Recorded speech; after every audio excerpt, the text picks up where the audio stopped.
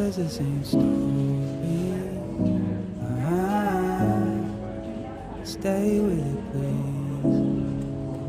Stay with it, please. You can take all the time that you need. I know that you will. Stay with it. You don't need to water it down.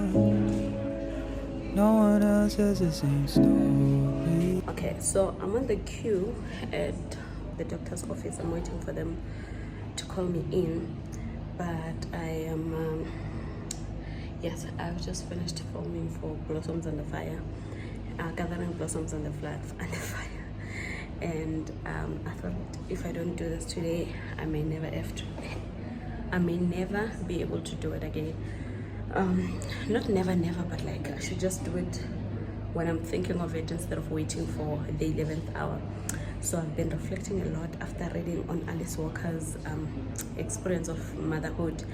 She said that she doesn't like that when women have children, their careers seem to come to a stop. So I was like, you know what?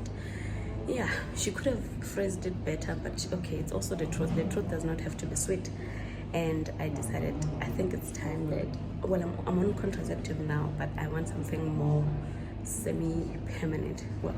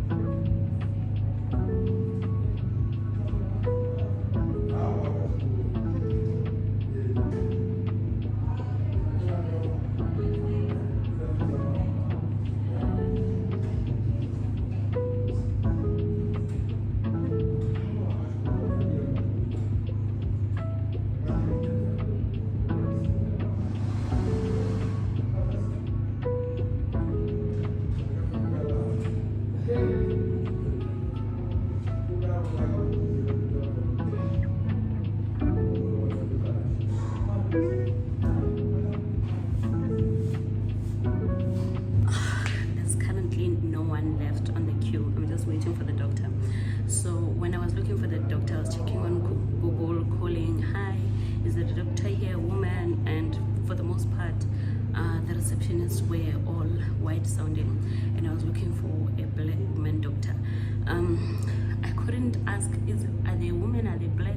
So I just settled for the doctor one, because the ones with the black surnames were not available. They were not answering their calls. Some of them did not have reviews on Google. So I called this place and I'm like, because my optometrist is on the other side, I was always aware of this place, but I wanted to give it a chance first to look for a black doctor. So I called them and, oh, look at that. I called them and I was like, hey, do you have any women doctors there? And they were like, yes, we actually quite a few. We have quite a few. We have 5. And I asked which ones have time today, because like I said, today is my day off. I really need to get this done today. And they said Dr. Fenter has 1 o'clock and 2 p.m. and I was a bit far, so I took 2 p.m. I arrived 40 minutes early and I opened the file, and now I'm on the queue waiting for her to complete her consultation. But for the most part, I made it a priority that the doctor that will be dealing with the contraceptives for me and all those things is a woman, someone that can understand where I'm coming from, but also because I'm hoping to get an IUD. Although I think it's going to be uncomfortable, I think a woman doctor will be able to best deal with my fears and my anxieties. So if you are looking to do the same thing, you can go to a clinic, yes, and most nurses are women as well. But if you can afford to see a doctor, try to find a woman. If you're black, try to find a black doctor that's a woman. I tried, I failed. Hopefully, depending on my experience now with Dr. Fender, I can keep working with her, or I could still try to find a black woman doctor. Hi, you cannot see me, but just arrived at the clinic. It's 2 p.m. There are no queues at all. I'm a bit anxious. I don't think I'll be able to vlog, but yeah, let you know how it goes. I think I don't know what's happening, but they're offering everyone masks, so you can't enter here without masking up, which I like. Hi, welcome to my channel. I'm at the clinic in town. A lot of things are happening today. I did not think I would be doing the contraceptive today, but I'm gonna be busy the next coming few days, and I've just finished my period and I want to do it between this window, like within this week, so that there's no chance of falling pregnant. But yeah, this video has been such a mess because I lost some videos that, well, some clip after I had consulted with the doctor, but she essentially just told me the options that I have in terms of contraceptives, and also I ended up resolving that I would get an implant, but she said that it would cost 2,500, and I was like, I'm not paying that much. I know I don't want a baby, but like, that sounds like baby money, you know what I mean? I'm not trying to pay baby money, whether to stop a baby or to feed a baby. So I was like, okay, I'm just gonna go to a public clinic, and I'm here. There is no one. I'm the only person in the queue, but they're still at lunch, so they're not gonna be seeing me anytime soon. But I did call in earlier to ask if they have stock, and they said they do. And the lady on the call was very kind. She said, ma'am, if you are free now, come now. It was at 1 p.m.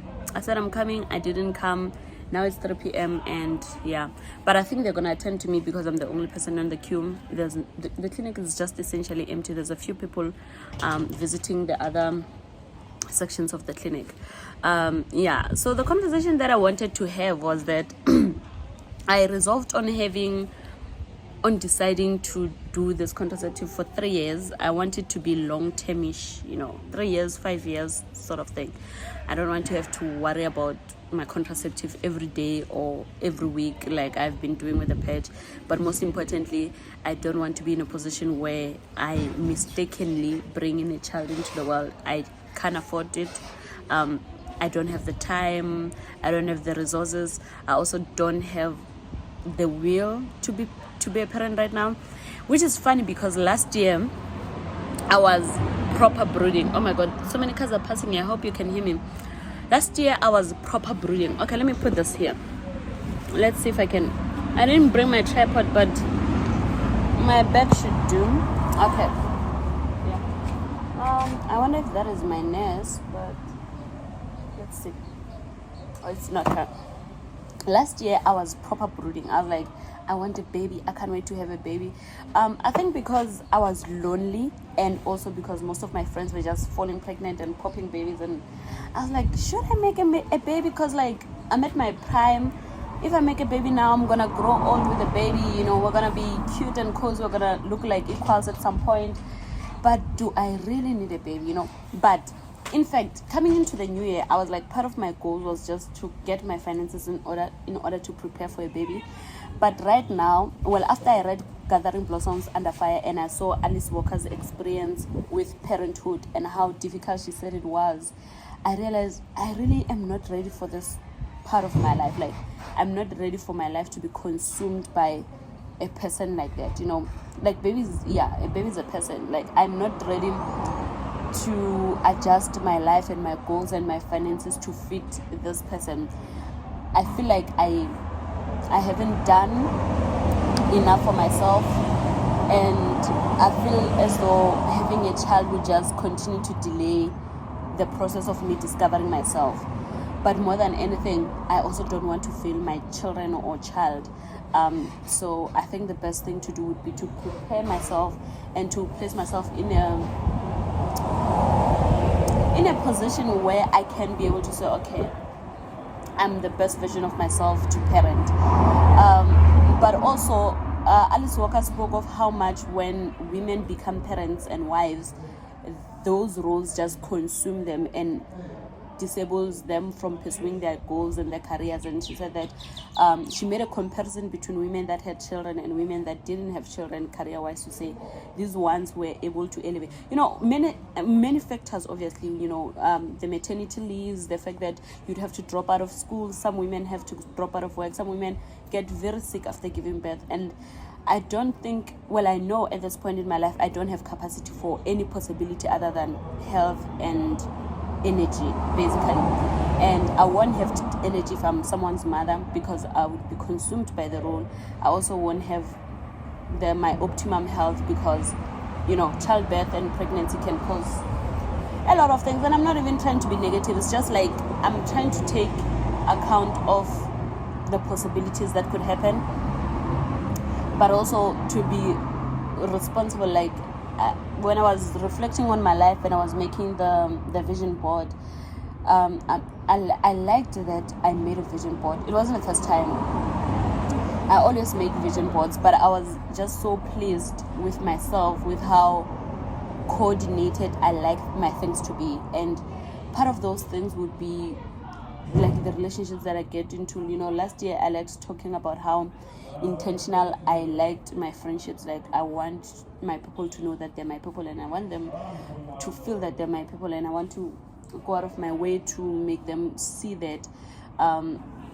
And in this day and age, I find that it's difficult for us to make intentional plans and to show up intentionally, because we're just always rushing to do what everyone else is doing, or you just don't bother because, oh my God, there's too many people, I can always move on, you know what I mean? But I want better for myself, man. I want better for myself. I want better for people that are in my life, and especially those that will be calling me mom. So that is it.